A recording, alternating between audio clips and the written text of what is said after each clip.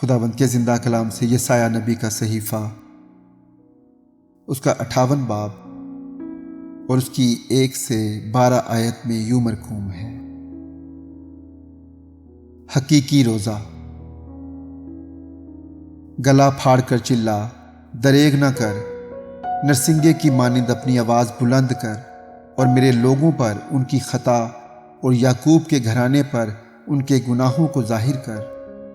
وہ روز بروز میرے طالب ہیں، اور اس قوم کی مانند جس نے صداقت کے کام کیے اور اپنے خدا کے احکام کو ترک نہ کیا، میری راہوں کو دریافت کرنا چاہتے ہیں۔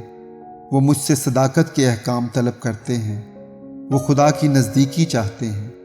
وہ کہتے ہیں، ہم نے کس لیے روزے رکھے جب کہ تو نظر نہیں کرتا، اور ہم نے کیوں اپنی جان کو دکھ دیا جب کہ تو خیال میں نہیں لاتا۔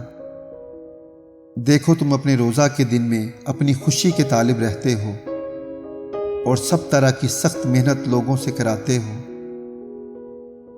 دیکھو، تم اس مقصد سے روزہ رکھتے ہو کہ جھگڑا رگڑا کرو اور شرارت کے مکے مارو۔ پس اب تم اس طرح کا روزہ نہیں رکھتے ہو کہ تمہاری آواز عالم بالا پر سنی جائے۔ کیا یہ وہ روزہ ہے جو مجھ کو پسند ہے؟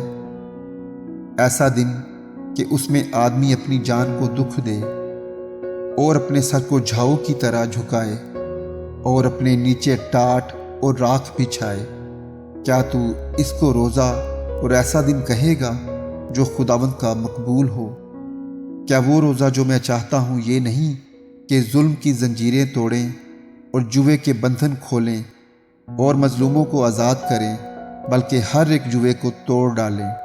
کیا یہ نہیں کہ تو اپنی روٹی بھوکوں کو کھلائے اور مسکینوں کو جو آوارہ ہیں اپنے گھر میں لائے، اور جب کسی کو ننگا دیکھے تو اسے پہنائے، اور تو اپنے ہم جنس سے روپوشی نہ کرے؟